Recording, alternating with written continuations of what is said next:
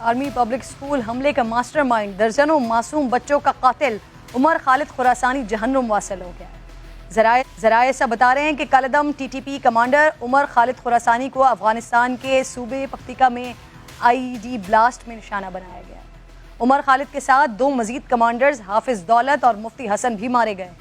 कलदम TTP ने उमर खालिद खुरासानी की हलाकत की तस्दीक कर दी है। यह पहला मौका नहीं है कि जब उमर खालिद खुरासानी की हलाकत की खबरें सामने आ रही हैं।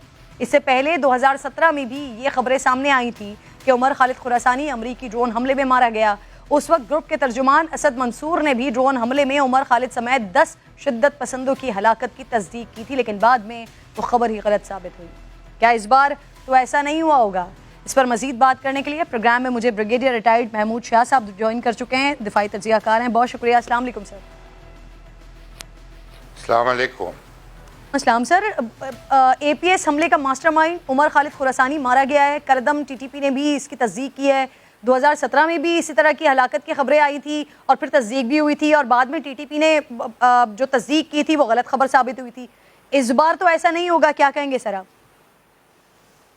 नहीं, मेरे ख्याल में अभी ये कंफर्म ख़बर है, क्योंकि जिस ज़राए से आई है और मेरे ख्याल में ये उनकी जो ख़ास ग्रुप है उन्होंने भी इसको तस्लीम किया है। तो मेरे ख्याल में फाइनली ये आदमी जो है वो मारा गया है। ये बड़ा ज़ालिम आदमी था। इसका असल नाम वली मोहम्मद है और ये मोहम्मद एजेंसी में एक जगह है कंडारो या कंडरे, वहाँ से इसका ताल्लुक़ है।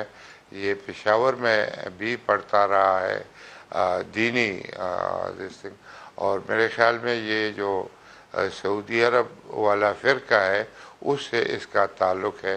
तो ये आदमी ने बहुत कत्ल किए हैं।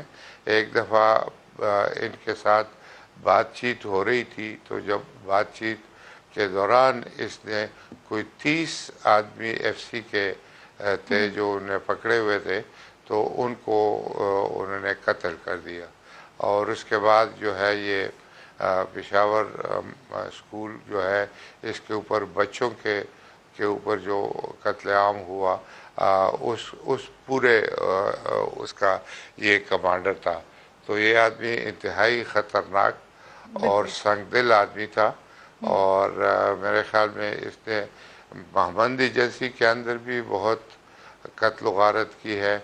और फिर जब ये अफ़गानिस्तान भागा है तो वहाँ से भी ये पेशावर और लाहौर जिधर ये खुदकुश हमले होते रहे उसमें डायरेक्टली इनका हाथ होता था। तो सर, जैसे आपने डिटेल बताई सर, उमर खुरासानी इसका शुमार उन कमांडर्स में होता था जिन्होंने कलदम टीटीपी की बुनियाद रखी थी, बाद में जमातुल अहरार भी बनाई, पाकिस्तान में कई दहशतगर्द कार्रवाइयाँ अंजाम दी। इसकी हलाकत से सर समझते हैं आप कबायली इलाकों में टीटीपी का असर कुछ कम होगा?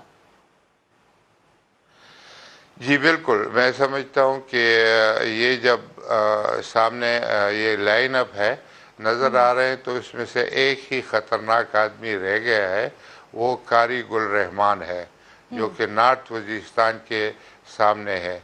उस तरफ से अगर आते हैं तो कुरम के सामने कोई नहीं है, इस तरह खैबर एजेंसी के सामने वो तहलील हो गए, जो वो बाग एक सब्ज़ बाग कोई नाम था उसका, उसकी तंजीम तहलील हो गई और मोहम्मद के आगे ये बैठा हुआ था अभी तक।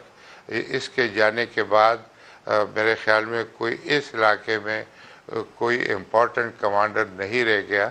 और इससे ऊपर जो है स्वात दीर के अपोजिट जो है वो फजलुल्लाह था, वो भी मारा जा चुका है। तो मेरे ख्याल में अभी सर एक पॉइंट ये भी, उमर खालिद खुरासानी सर पाकिस्तान के साथ हालिया मुज़ाकरात में भी शामिल था, तो क्या इससे मुज़ाकरात के अमल को भी कोई नुकसान पहुंच सकता है? मेरे ख्याल में इसके ऊपर वो ज़्यादा इंसिस्ट नहीं करता था, बल्कि ये मुज़ाकरात के वो ख़िलाफ़ था। ये जो मुज़ाकरात सारी है ये वो कारी गुल रहमान ने एक तरीके से शुरू की थी और सबको बीच में हिस्सा देने के लिए और भी इश्यूज़ खड़े कर दिए उसने कि पहले ये कबायली इलाका ख़त्म किया गया है, इसको वापस लिया जाए। और स्वात में जो انصاف کا نظام جاری ہوا تھا اس کو دوبارہ شروع کیا جائے، اس طرح کے انہوں نے کیے تھے۔ لیکن میرے خیال میں اس بات چیت کے اندر مخالفت تھی، لیکن باہر صورت یہ کوئی آدمی ایسا نہیں تھا جس سے بات چیت کی جا سکتی تھی، یا جتنا کچھ کیا ہے میرے خیال میں اس کو معاف کرنا بڑا مشکل ہوگا۔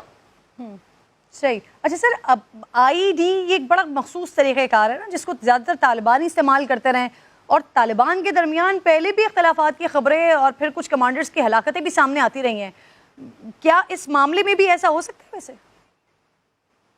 جی بالکل ہو سکتا ہے، یہ تو ایک دوسرے کو بھی مارنے کے لیے یہی کر سکتے ہیں، اور میرے خیال میں اس میں جو اس کے خلاف ہوں گے وہ لوگ جو ہے اس کو اس طریقے سے، کیونکہ یہ انتہائی ظالم انسان تھا، احسان اللہ احسان اس کی وجہ سے بھاگا ہے، اور وہ شاید ابھی ٹرکی بیٹھا ہوا ہے، تو اس طریقے سے وہاں پر لوگ ہوں گے جو اس کے خلاف، جنہوں نے آئی ڈی جو ہے وہ فٹ کر کے میرے خیال میں اس کو پہنچایا ہے انجام تک۔